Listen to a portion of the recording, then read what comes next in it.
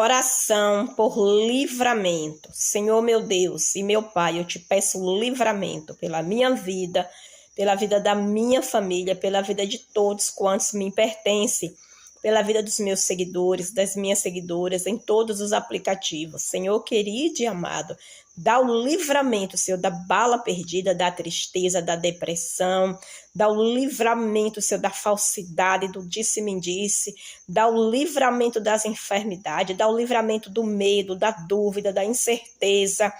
Dá o livramento, Senhor, traz a segurança, a paz, a tua presença, o perdão, Senhor, a tua misericórdia, Pai. Senhor, nos brinda com a gota do teu sangue, nos guarda, nos fortalece, nos levanta e nos coloca de pé na tua presença e continua, Senhor, tendo misericórdia de nós e perdoando os nossos pecados, para que assim venceremos. Em nome de Jesus, amém.